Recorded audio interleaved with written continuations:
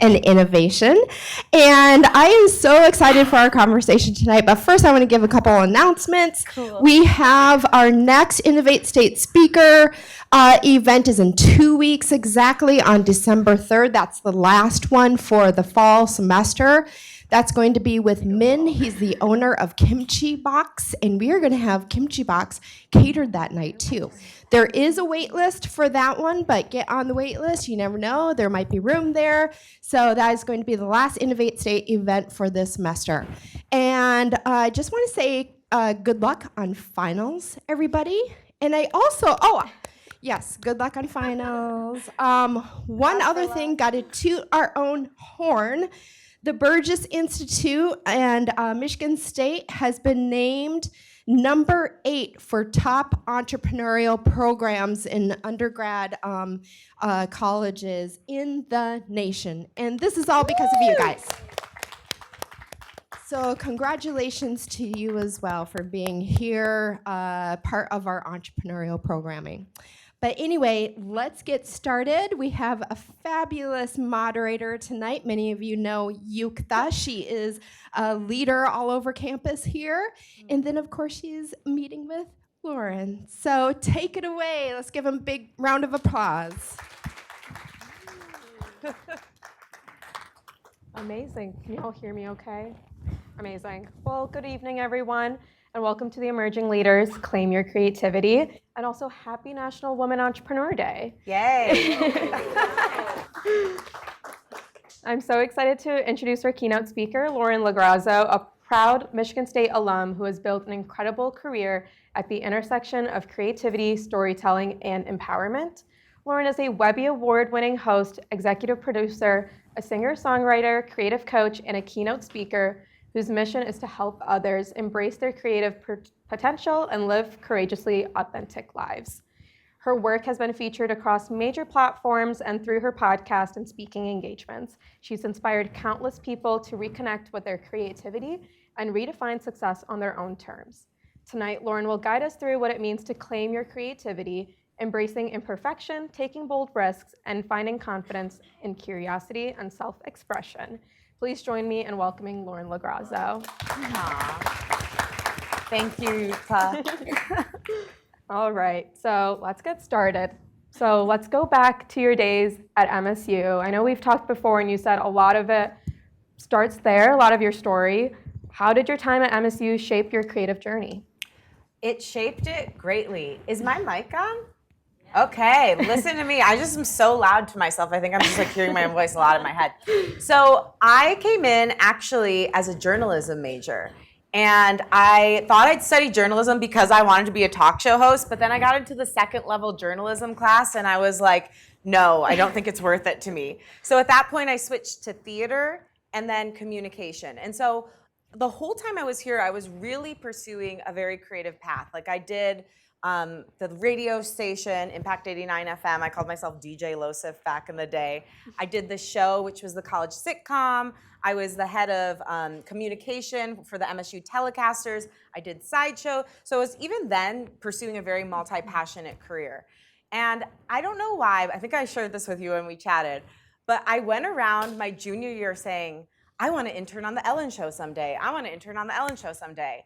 I don't know why I said that. I knew no one at the Ellen Show. I just thought that would be a cool internship to do, and I had not done an internship yet. And then all of a sudden, one of my friends came up to me, Brandon Piper, and he was like, I actually know someone who's a PA on the Ellen Show. And I was like, oh, that's cool. So he gave me her email. I sat on it for like a year because I knew I wasn't going to be able to do an internship that summer because I needed to take courses. So the year I graduated, 2011, it was getting up to be the end of the summer, and I wanted to have something to take me to either LA or New York, because at that point I was just gonna pursue acting. That was my goal. And I just said, why don't I reach out to this email I have? So this is why sometimes delaying things, I don't recommend it, but it can work out for you. I kind of think maybe that was my intuition telling me to wait on reaching out to her. So I reached out to her, and about a week prior to that outreach, she had been moved up to the job of production coordinator that just happened to be the person that hires the interns, which is wild. So I ended up doing 3 interviews with her, and then 10 days after my last day at Michigan State, moved out to Los Angeles to do that internship, and that's what brought me out there.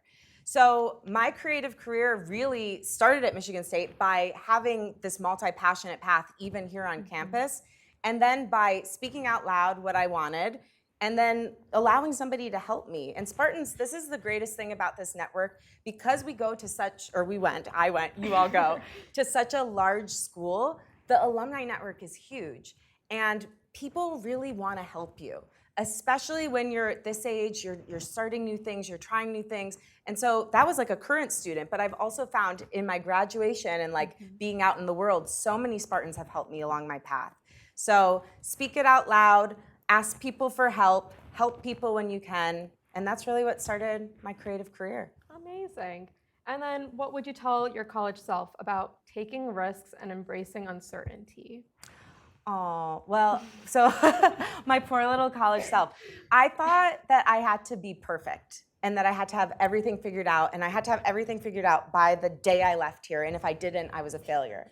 So if I could go back, the first thing I would whisper into my sweet little 22-year-old ear is, you're the youngest person I've ever met, you're gonna be fine.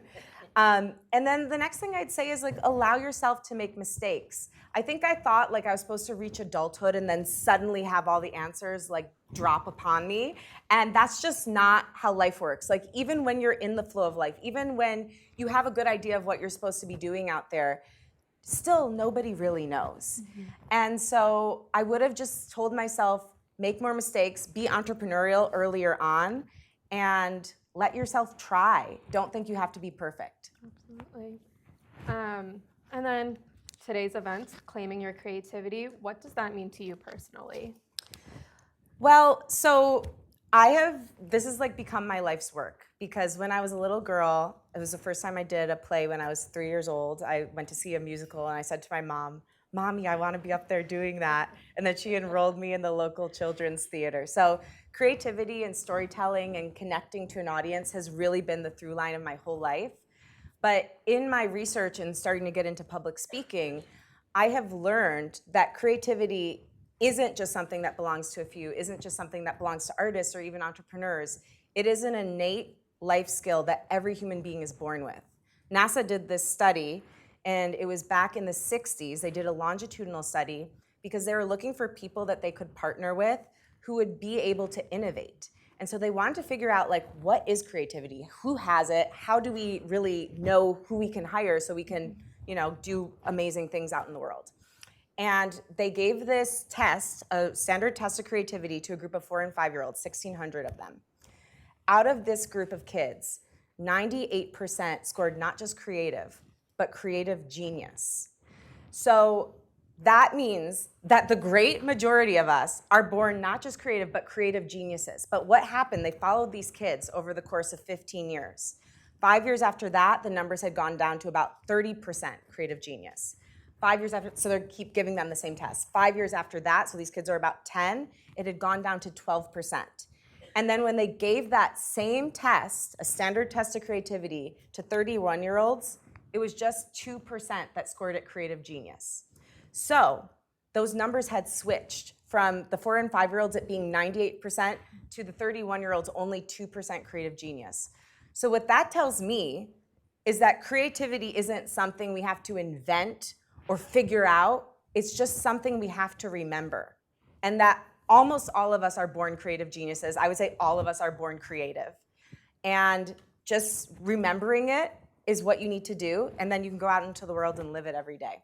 Absolutely. And then what advice would you give to someone who feels that they're not creative enough or wouldn't consider themselves a creative person? Well, I'd say, first of all, look at the data. The data is like overwhelmingly that you were born creative. So that would be number one. Number two is, like, you were made of pure creative essence.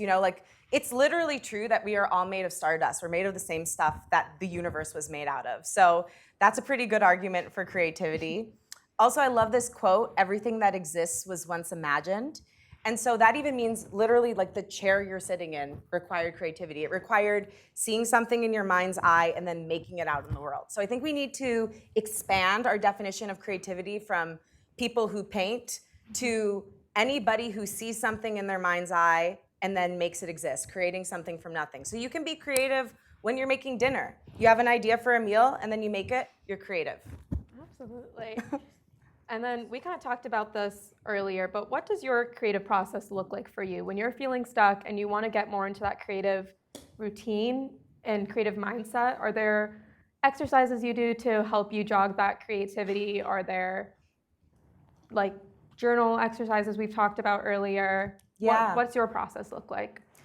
So a lot of different things. I mean, the first thing I do if I'm feeling blocked is realize that I probably need to calm the noise a little bit. We live in such a busy world and there's so much going on. There's so much pulling our attention at all times. So I try to disconnect a little bit from my phone and hear my own voice again. So the first thing I'll do is amp up my morning routine. I will start out the day with meditation. Then I journal. I do 3 pages of free journaling, just like whatever's in my mind. I try to get out like all the anxiety, anything that I'm worried about onto the page so it's not standing between me and my creativity. I breathe. I told you earlier, like when I used to hear people say like, just breathe, I was like, go to hell. But it actually works. Just something about like breathing and getting back into your body reconnects you to your own voice. I try to remember my younger self. I do believe creativity is connected to the inner child, and especially given the data that I now know, like I know that 4-year-old version of me was a creative genius. So I try to be like, what would she do right now if I'm overthinking something? And those are probably the first steps I take. Mm-hmm. Clear the noise, remember my younger self, see what comes out. Amazing. I'll have to try it out more. Yeah, give it a shot. I know we have a lot of entrepreneurs in the room or students who are interested in being an entrepreneur in the future. So kind of touching into your entrepreneurial mindset that you talked about being very important later in your career, how do you balance creativity with structure when managing projects or business goals? I know you mentioned when you were 28, you felt like that was when your entrepreneurial like spirit kind of kicked in, or you realized you can be an entrepreneur. Mm-hmm. If you want to share about that story as well. Sure. So I'll share what she's referring to right now first. I was here as a theater major. I got a BFA in acting and a BA in communication. And so I did not grow up thinking that I would be an entrepreneur. I didn't even know that was in the realm of possibility for me. I don't know why, because my grandma actually, when she was 16, started her own beauty business. My grandpa had his own business his whole life, and my dad, who's sitting right here, that's why I keep pointing there, is actually a financial planner, so very entrepreneurial. But because I was an artist, I never thought, oh, I can have a business, I can run my own business. It just wasn't something that occurred to me.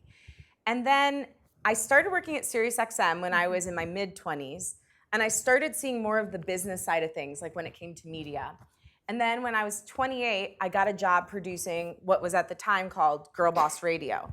And Sophia Amoruso would interview all of these female entrepreneurs. And that was very important for me, because really it was the first time I was ever to see like, oh, I could do this. Like this could be something that I too could do. These people aren't so different from me. Mm-hmm. And so I started thinking in that way. And ever since then, I've been doing more and more entrepreneurial ventures. I started my own podcast as an indie podcaster, so that's a completely entrepreneurial endeavor. I have a coaching and consulting business, my speaking, my music. So I have all these different kind of avenues. So that's the first part. What was the second part of your question? I'm forgetting now. Yeah, kind of just about now that you have so many different ventures and you are multifaceted, mm-hmm. How do you balance that creativity with structure while managing mm-hmm. projects and still letting yourself be creative but also get the job done? Yes. So the first thing is, idea is everything. Like you can have all the structure in the world, but if you do not have a solid idea, all the marketing, branding, social media success, it really won't matter because people won't keep coming back. So I've learned this from producing a podcast. A lot of times people want to get into the equipment or having the best editing. That stuff is great and you should absolutely focus on it, but not before you have a rock solid idea and you know who your intended audience is. So I try to really stay in the creative process for as long as I need to until I have that idea fully down. Once I have that, that's when the business aspects start coming in and figuring out, okay, what do I need to do to actually get this out to people? Who do I want to hire to be my editor? What is my marketing plan? And then after that, it's kind of a mixture and a hybrid of the two. So There's many different ways to do it. I'm kind of always like going between things, but you could have certain days that you focus just on creativity, certain days that you focus just on the business aspects. You can have certain times in the day that you're just on the creative aspects, certain times that you're just on the business. I find I'm most creative earlier in the day and really late at night. So for all of you, like, know yourself. What time of day do you have most creative essence?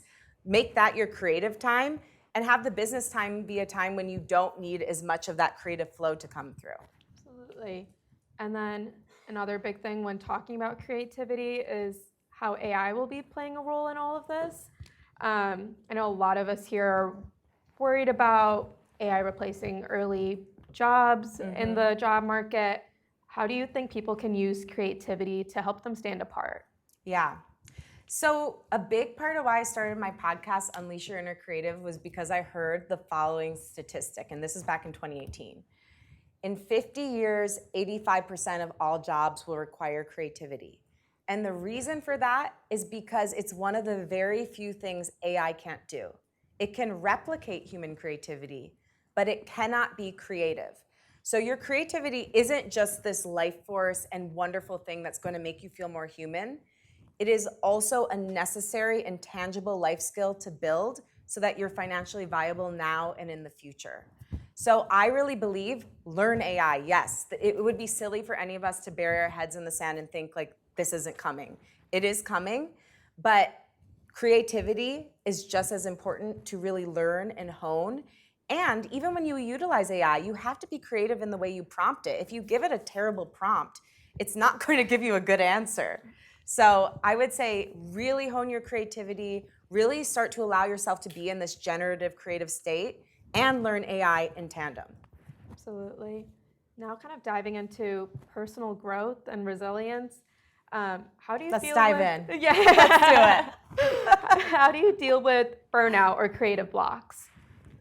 Well, the big one I said earlier is when you find yourself burnt out, I talk about this idea of creative debt, okay?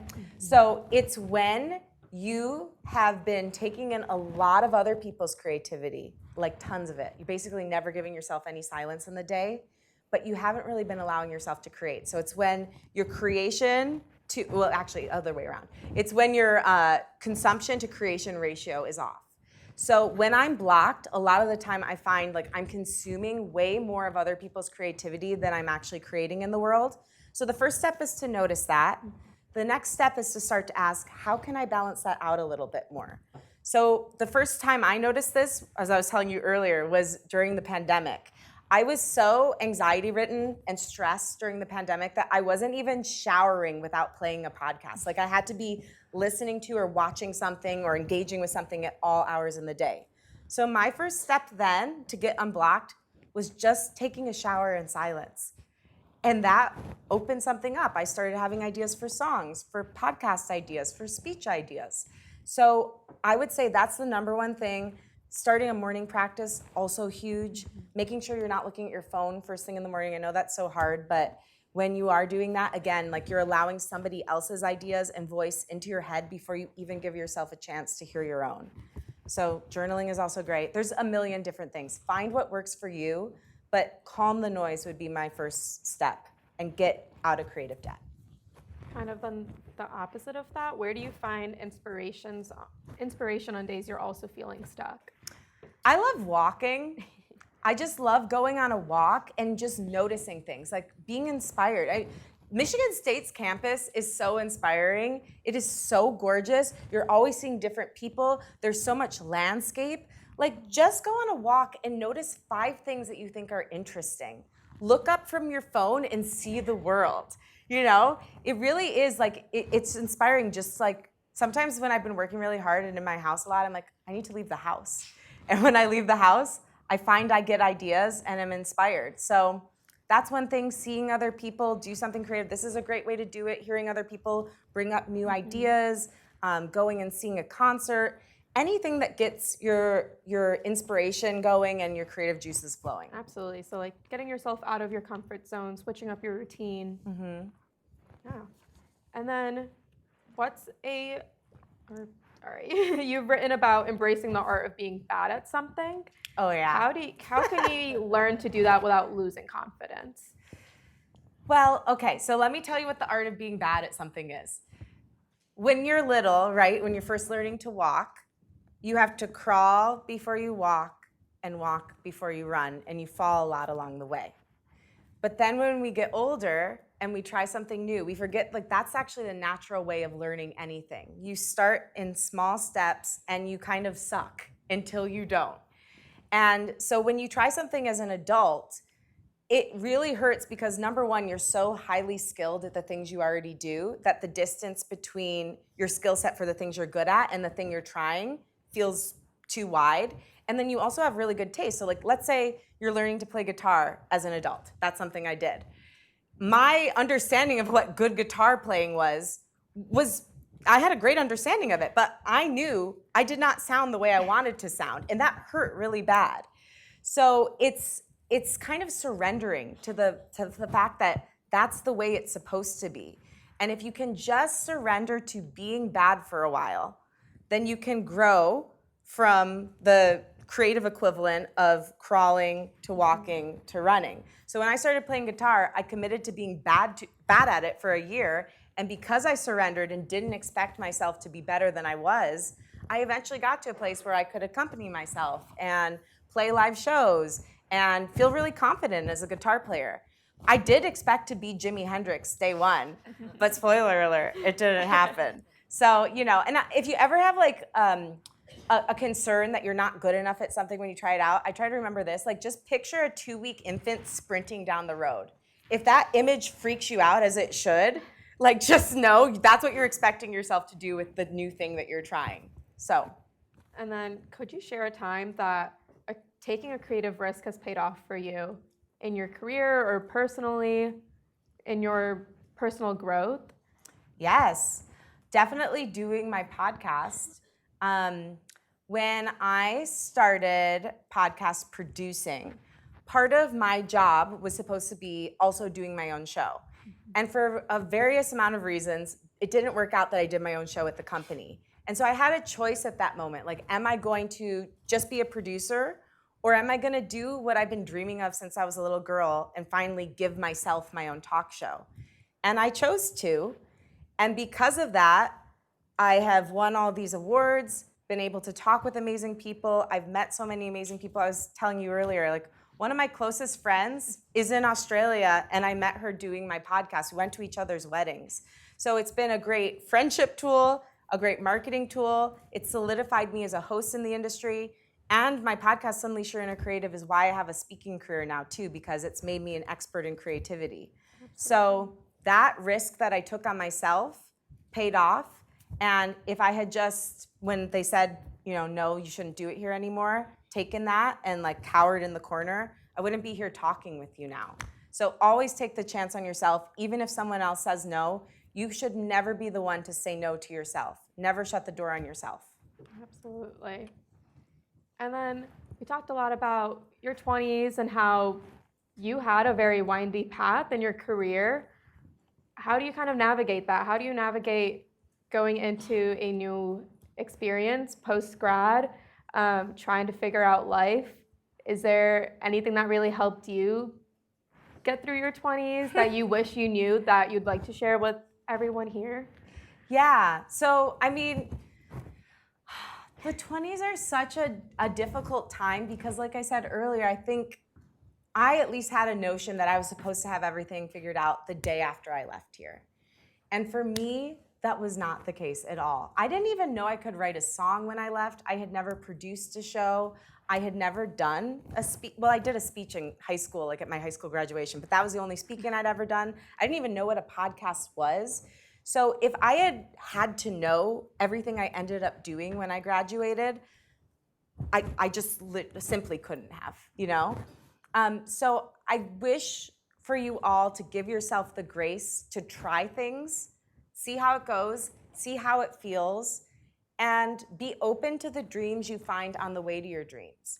Because for me, failure has been one of my greatest expanders. Because acting didn't go the way I thought it should, and it broke my heart, I found music, which healed it.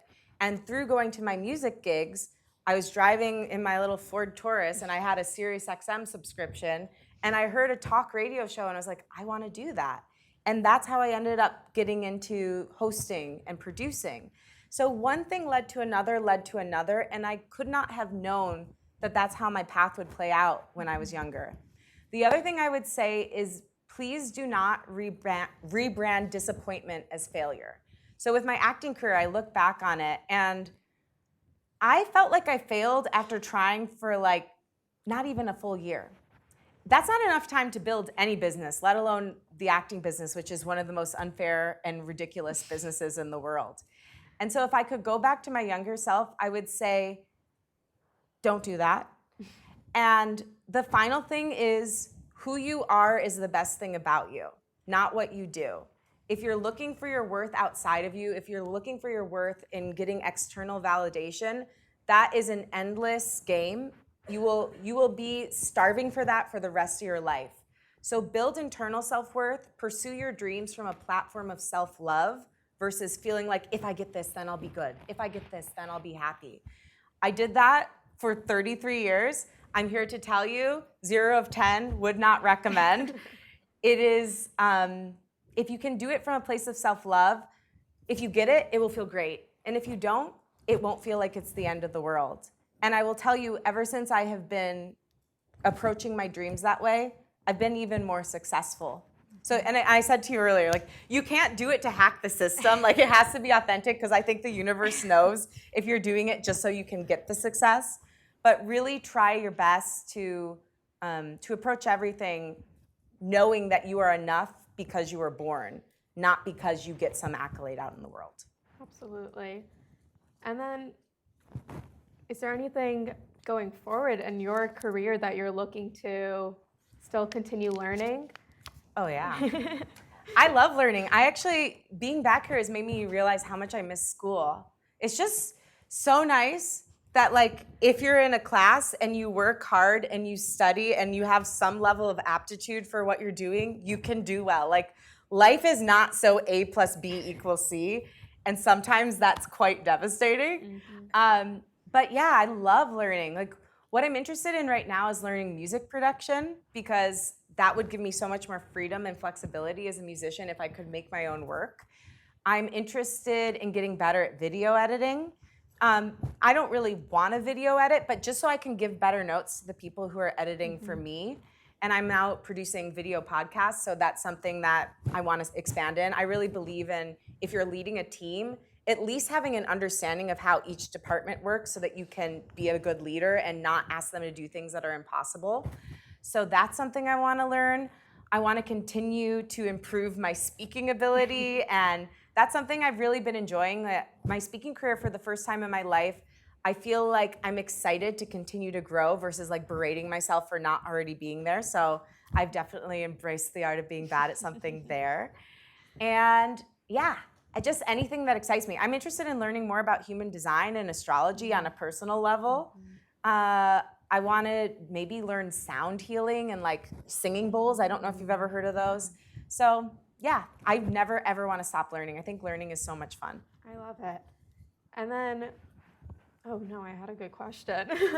It'll come back. Yeah, I feel it. What was some like great advice that you've probably taken away from maybe a guest speaker that you've had on a podcast, or someone you've met along the way that you kind of remind yourself daily? One of the best pieces of advice I got came from a guy who paints these like huge murals on the sides of buildings, and he does them really quick, within about 3 days. They're faces of celebrities a lot of the time, or public figures, and they are so intricate and so beautiful. And I asked him, how do you do it so quickly? Because it seems like that should take a lot longer than 3 days. He said, I don't worry about mistakes that 95% of people will never notice. And that really changed the way I approach my creativity, when I'm building a business, when I'm doing anything that's forward-facing. I can obsess over the smallest audio edit or like a weird mouth sound that somebody makes on a podcast. Most of you will never hear that. That's just the truth. And so I no longer torture myself over things that no one will be bothered by besides me. And then we kind of talked about this earlier too.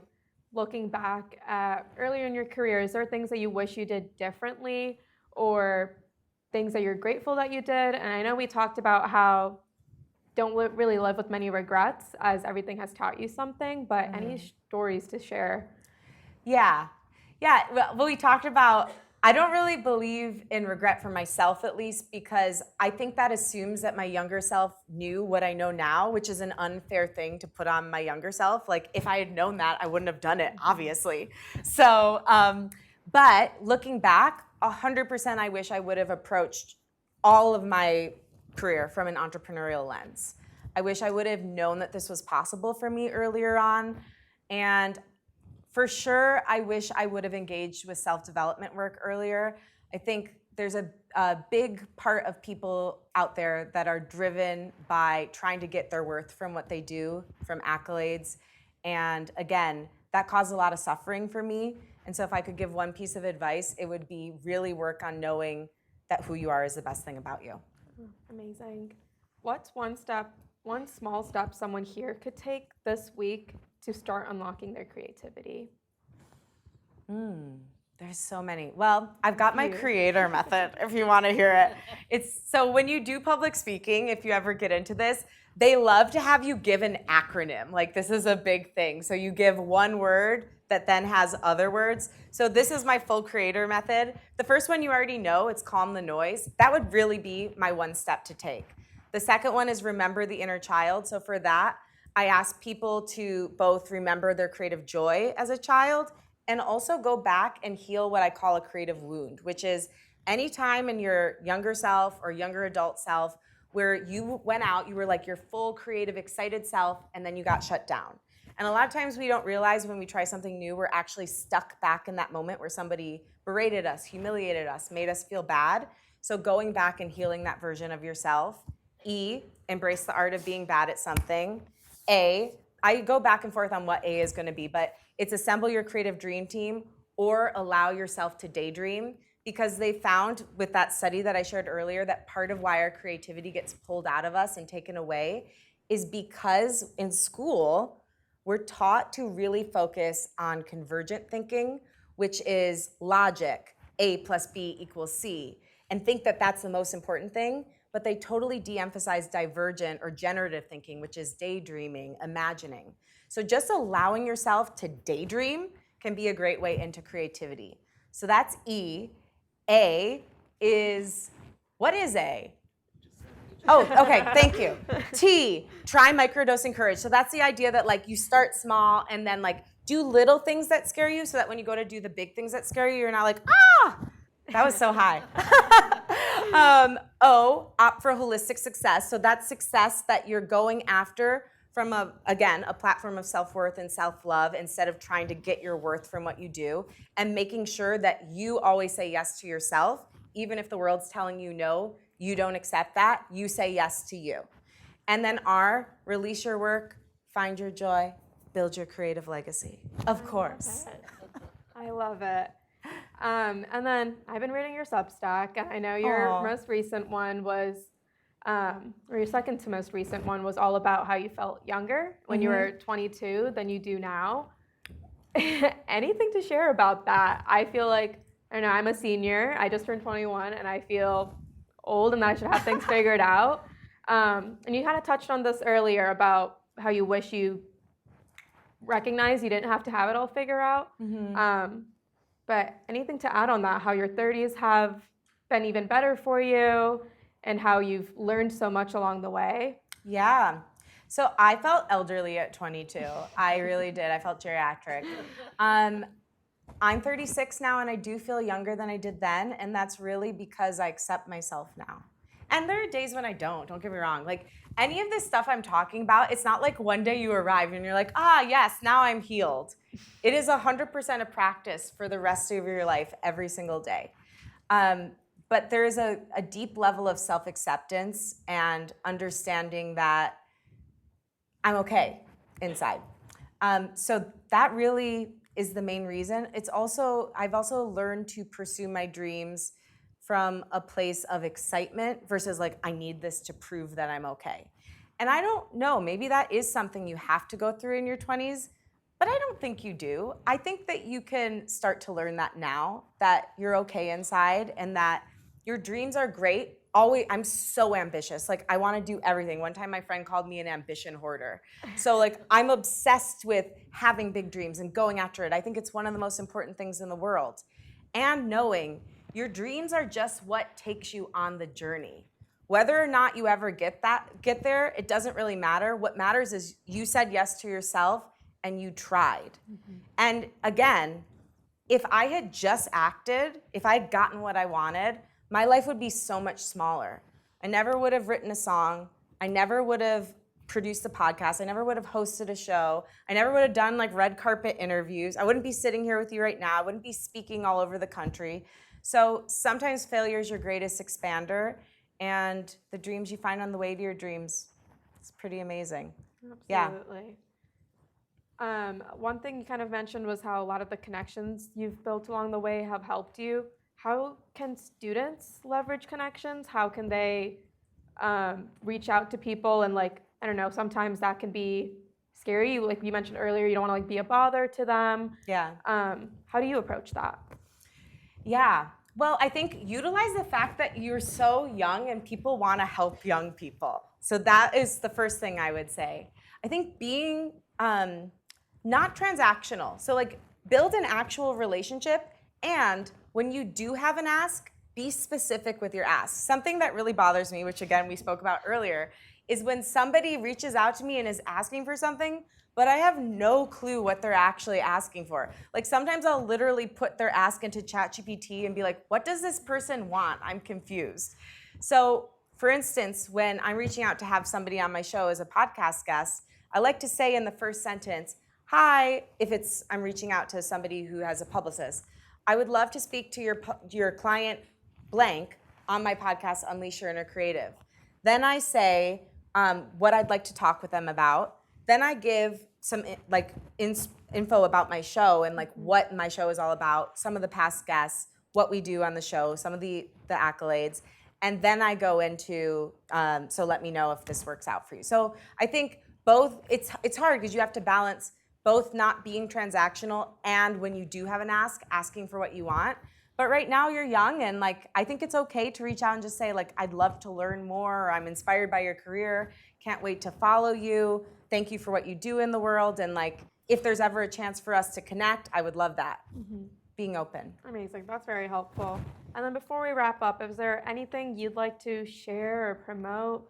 You know, you have your podcast, your Substack, anything you'd like the people in the audience to follow? Yes, well, definitely be a creative cutie. That's my podcast listeners. That would be great. My podcast is called Unleash Your Inner Creative. And for those of you that are business owners or aspiring business owners, I have so many episodes with incredible entrepreneurs, and I think you would really enjoy it and appreciate it. And it's really looking at creativity through the lens of self-development and healing, which I believe is necessary in order to have it be a lasting thing in your life. So I have that. I'm doing a bunch of speeches, so if you all know anybody who's looking for a speaker, feel free to reach out. And my music is available on Spotify, everywhere good music is found. And I think that's it. I mean, Substack too. I mean, I'm basically all over the internet.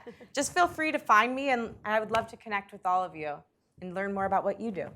Amazing. And then I know we have a little sing-along prepared. Oh, yes, we do.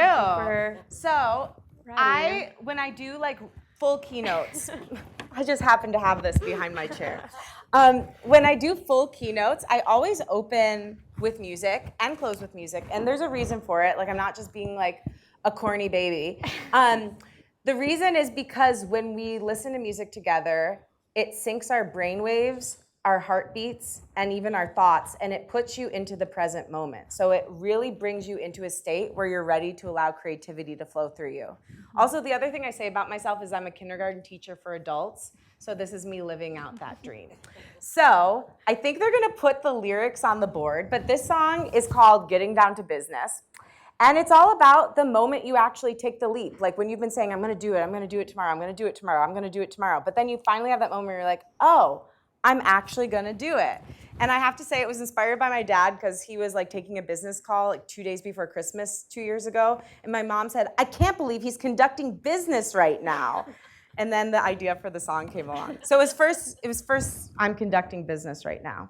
But I'm gonna teach it to you. And the part I definitely would love you to sing on at least is right now. So I'll take you through it, but you can sing the whole thing if you want, okay? So here's how it goes. So I'm getting down to business right now. I'm getting down to business right now. With God as my witness, I'm getting down to business right now, right now, right now, right now. So you want to try it with me? Let's do it. Come on, we got this, kids. We're getting down to business right now. We're getting down to business right now. With God as my witness, I'm getting down to business right now, right now, right now, right now. You got this. Just try it. It doesn't matter if you feel stupid. We all feel stupid sometimes. It's great. So I'm gonna sing the verse, and when you're supposed to come in, I'm gonna like nod at you, okay? Like really aggressively. Here you go. Okay, ready? I kept waiting for a sign to start while my world fell apart. So much inaction made me numb.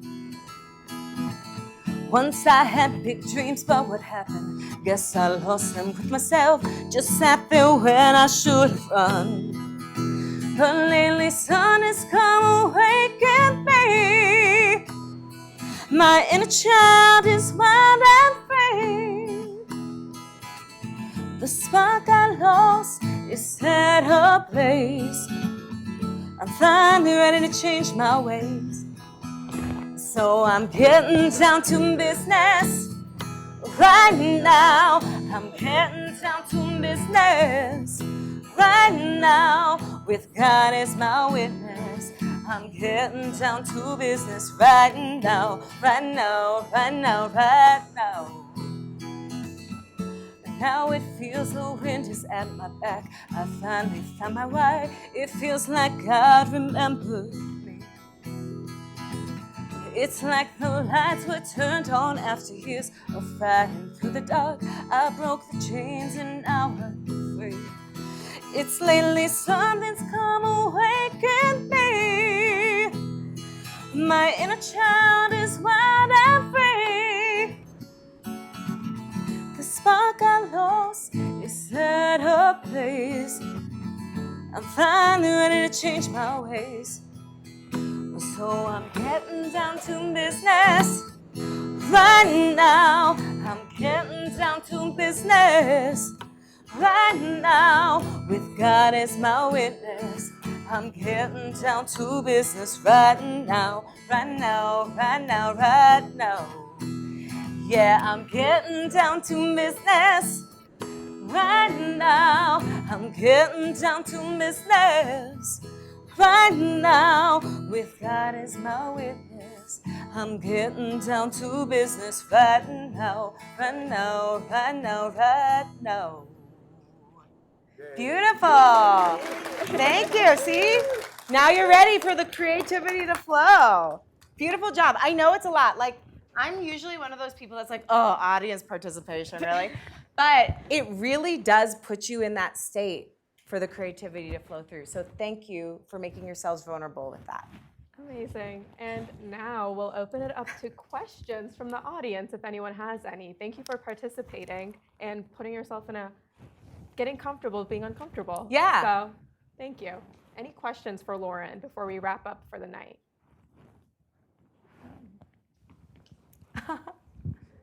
I have a question. Yay. I work in the alumni office, so thank you for the shout out about your alumni network. She tells the truth. Creatives and creative business models can be really hard to monetize. Oftentimes, creatives find themselves maybe giving away their talents and not really sure about how to price what they do. And you're a podcaster and you're a speaker and entertainer. So could you shed some light on how you have figured that out? Yeah. Well, it wasn't something I did correctly first. I think it's especially hard when you are in a thoughts or talent-based business, because it's not like, no one would expect you to like give them a tire change for free. But people are always like, can I pick your brain about that? And now I just send them my prices when they ask for that. So realizing that your talent is worth something is huge. And I mean, I think when you're starting out, obviously it's okay to do some things for free, especially if there's like an equal energy exchange. But pricing is also something you learn along the way. You'll start to realize, like, when you're getting burnt out and you're feeling like you don't want to do something, maybe it's time to increase your prices. If you're getting a lot of people who are saying yes, maybe it's time to increase your prices because you're getting booked out and maybe your prices are too low because so many people are like doing it with ease. So it continues to be something that I evolve on and learn, but definitely do not continually give away your talent and your time for free.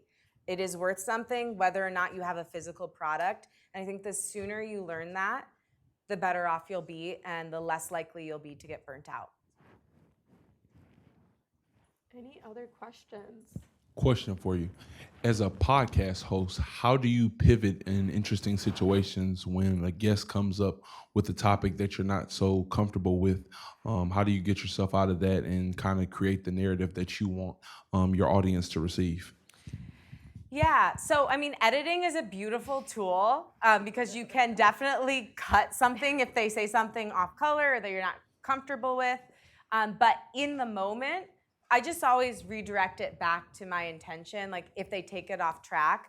Another thing that's really hard, because we're all Midwesterners, we're nice people. Sometimes, unfortunately, if someone's coming on your podcast and just monologuing, like I've had people who've talked for 6 minutes straight, you have to cut them off. And again, you can make it sound more elegant in the edit process, but I would not be afraid in instances like that where they're just going on and on to interrupt. Because it's also wild, like especially if you have an audio podcast, you'll look back at the waveform and it's like yours are like this big and theirs are this big. And so your audience, as I mentioned to you earlier, I produced over 30 shows in addition to my own. And your audience really wants to hear from you. People come back week after week for a podcast for 2 reasons. Because they feel like they can rely on the topics, so the topics are consistent and reliable, and because they really like and connect with the host. So people are coming back for you. Don't forget to use your own voice. Even when you have a guest on, there's a way to make it about them and relate to them, and then bring it back to them. People want to hear your perspective, so remembering that helps. Of course. Any other questions? I answered everything. Looks like it. Oh, she's got Okay, one. there you go. I just wanted to go back to your acronym that you shared with us. Yeah. Sure, of course. For our note takers out there, it's creator. So C, do you need the things it does too? Yes, of course. So C, calm the noise. R, remember the inner child. E, embrace the art of being bad at something. A, we'll go for this A. It depends what group I'm talking to of what I make A. But it's either assemble your creative dream team or allow yourself to daydream. T, try microdosing courage. O, opt for holistic success. And R, release your work and find your joy. Oh, wow, that's cool. Got another question.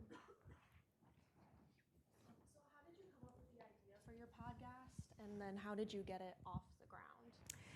So this is another thing to think about, because I know in the world we live in now, everybody feels like things should be done within like a day. But my podcast development time, and I had already produced at least like 7 or 8 shows by that time that I launched my show.